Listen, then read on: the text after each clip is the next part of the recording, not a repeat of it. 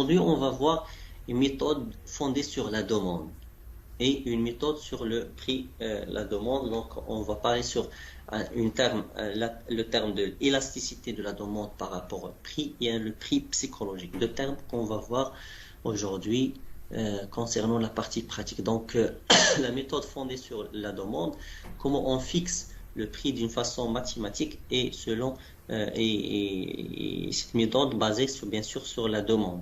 D'accord? Donc l'élasticité relative en symbole à l'élasticité CE de la demande T par rapport au prix P est donnée par la formule. Donc l'élasticité est égale à la variation de la demande sur la variation de prix. D'accord? Si on a, bien sûr, on aura un résultat. Si, par exemple, l'élasticité est inférieure à 0, cela signifie que la demande diminue lorsqu'on augmente le prix.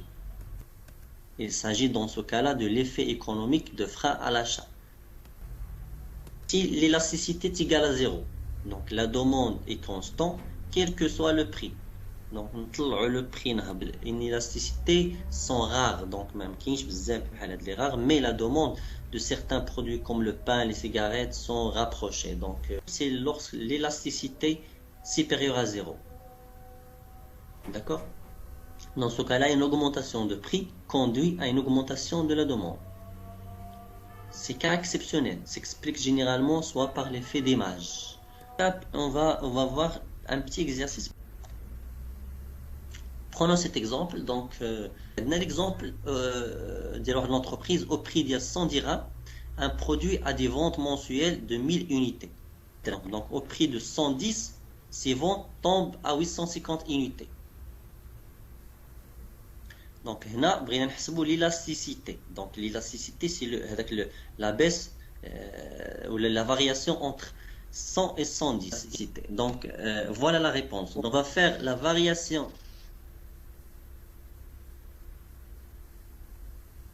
On va faire la variation de la demande, c'est-à-dire 850 moins, c'est la demande initiale, moins la demande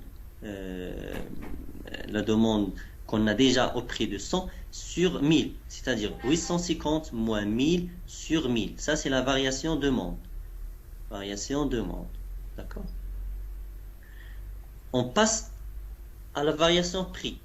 Donc, prix. La demande de 850, elle est à 110 moins 100 sur 100.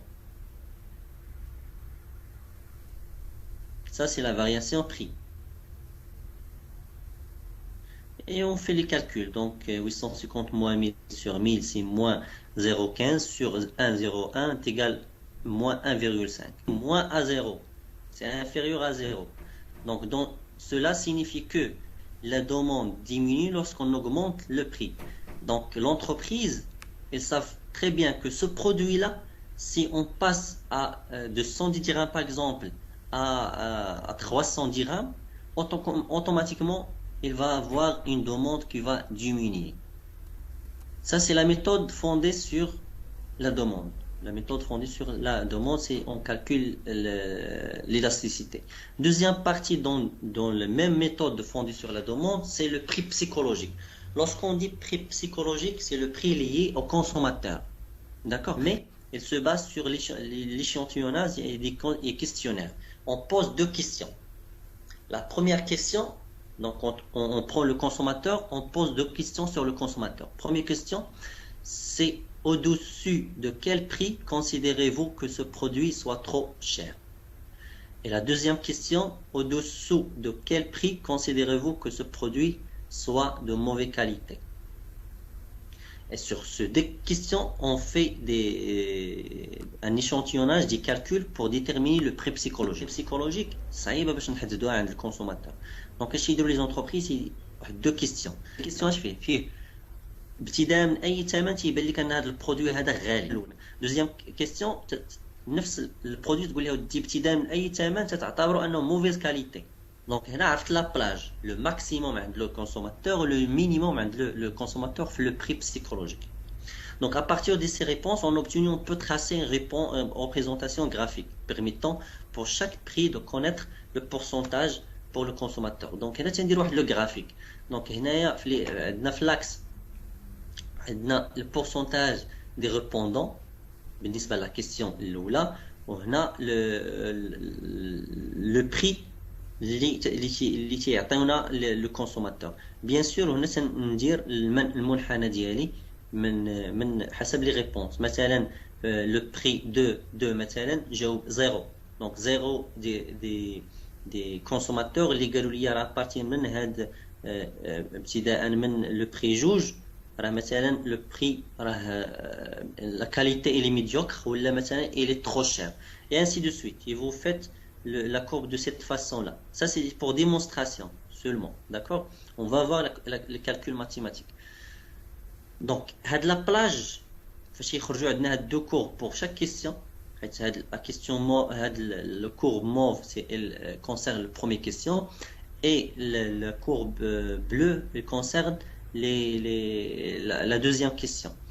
Et après lorsqu'on trace les deux questions sur la courbe, donc on aura bien sûr un résultat définitif. Donc la zone acceptable par les consommateurs c'est cette zone en vert, c'est-à-dire la zone au-delà de courbe de première question, c'est la zone de rejet de produit car passé très cher. Donc, une fois qu'il y a de la courbe, le consommateur qui joue à la première question, ils savent que ce produit-là, donc il répond que ce produit-là, il commence à être très cher. Et en dessous de courbe en bleu, elle considère que ce produit est moins de qualité. D'accord? Donc, l'intersection entre les deux courbes et la zone verte, c'est le prix psychologique. Donc, أي prix fixé مثلا في هذه la zone, il est adéquat, donc il répond aux critères de prix psychologique. On va supposer l'exemple pour illustrer le calcul, comment ça se passe. Alors, l'exemple est comme suit. Donc, Monsieur Larbi est un fabricant de jouets. Il veut connaître le prix psychologique d'une nouvelle maisonnette en bois qu'il s'apparait à mettre sur le marché. Monsieur Larbi a mené une enquête auprès de 200 acheteurs. Donc, 200 acheteurs vont signaler 200 acheteurs potentiels pour pouvoir décider du prix auquel il voudra ce nouveau produit. Les personnes interrogées sont répondues à deux questions. Bien sûr, les deux questions sont essentielles. La question là, au-dessous de quel prix considérez-vous que ce produit soit trop cher? Et question 2, au-dessous de quel prix considérez-vous que ce produit soit de mauvaise qualité? Donc, les réponses qu'il a, M. Larbi, sur les 200 acheteurs, c'est comme ça. Donc, c'est la question 1, question 2. Le nombre de réponses. Donc, pour le prix 80, 90, pour la question 1, on a 0 réponse. Donc, chacun il a répondu pour ce prix. À 100 dirhams, 0 réponse pour la question 1. Et pour la question 2, 48 par exemple. 110, on a 0 réponse pour la question 1 et 22 qui ont répondu favorablement à la question 2. 120, on a 10 personnes qui ont répondu favorablement à question 1 et 16 pour question 2. Et ainsi de suite. Bien illustré ça, vous le constatez ici. Donc, voilà la réponse qu'on a déjà eue. Donc, voilà le nombre de... Bon, on ajoute un pourcentage. On ajoute un pourcentage cumulé. Et la même chose pour la question 2. On ajoute le pourcentage, un pourcentage cumulé. Ces calculs-là. Donc, on a le prix de 90, 100, 110, 120, 130, 140, 150, 160, 180. Ce sont des données. Et le nombre de réponses des consommateurs, 0, Donc, le total, c'est 200 dirhams. 200 participants. D'accord? Le pourcentage, il représente combien de la totalité? Par exemple, on a la réponse 0. Donc, elle représente combien par rapport à 200 dirhams? C'est 0. Et la même chose, deuxième 0, troisième 0, donc 10.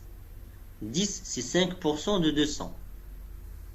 Donc, 10, il représente 5% de 200. Donc, si vous faites, par exemple, 200 fois 5%, vous trouvez 10.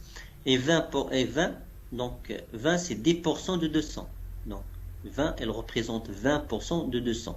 Soit vous calculez le pourcentage directement, soit vous faites la règle 3. 200, ça donne 100%, et 20 est égal à x. On cherche x, donc la règle 3, c'est très facile. Donc 14 représente 7%, 20 c'est 10%, 36 c'est 18%, et 44 22%, 56 c'est 28%, et bien sûr 200 c'est 100%, parce que 200 est égal à 100%. On fait le pourcentage cumulé. Donc le cumul de pourcentage تنديرو عندنا صفر هو صفر زائد هاد صفر تعطينا هاد صفر زائد هاد صفر تعطينا هاد صفر هاد صفر زائد 5 تعطينا 5 هاد 5 زائد 10 تعطينا 15 15 زائد 7 تعطينا 22 22 سي كيمولي تبقى هذاك لو بورسونتاج نبقاو نجمعوا فيه 22 زائد 10 تعطينا 32 32 زائد 18 50 50 زائد 22 72 72 زائد 28 تساوي 100 اوتوماتيكمون خاصنا نلقاو 100 هنايا حيت درنا الكومول ديال هاد لي بورسونتاج الكومول اللي جمعناهم. Donc le cumul de pourcentage pour la question 1, comment ça se calcule? Donc on a le premier pourcentage 0, donc on prend 0 ici, donc 0 qu'on a trouvé dans la cumul A, donc 0 plus 0 est égal à 0, d'autres 0 plus 0 est égal à 0, 0 plus 5 est égal à 5, 5 plus 10 est égal à 15, 15 plus 7 c'est 22, 22 plus 10 c'est 32. 32 plus 18, c'est 50. 50 plus 22, 72. Et 72 plus 28, c'est 100. Pour que vous assurez que la réponse est exacte, donc la dernière ligne, vous êtes obligé de trouver 100. Parce que c'est un cumul. On fait le pourcentage, le cumul de le pourcentage utilisé. Bien sûr, on ne va pas dépasser 100%. C'est 100. Pour la question 2. C'est la même chose. Donc, le nombre de personnes, c'est 30, 60. Donc, 60 représente combien de meetings? C'est 30%. On calcule le pourcentage. 48, c'est 24. 11, 8, 10, 8, 4, 4, 1, jusqu'à 0. Donc, c'est 0. D'accord? Mais la question 2, le cumul de pourcentage, tiens dire inversement. من 100. On fait 100%, on commence, c'est décroissant. Cumul B, c'est décroissant. On met 100, on fait la soustraction des pourcentages qu'on a trouvés. Donc 100 moins 30, c'est 70, moins 11, 46, moins 8, 35, moins 10, 27, moins 8, 17, moins 4, 9, moins 4, 5, moins 1, 1, et moins 0, c'est 0 في الآخر. Donc et après, lorsqu'on vous calculez le pourcentage et le cumul croissant, le cumul décroissant, on va déterminer maintenant le pourcentage des non-acheteurs. Donc pour déterminer le pourcentage non-acheteurs, on fait A plus B. A plus B.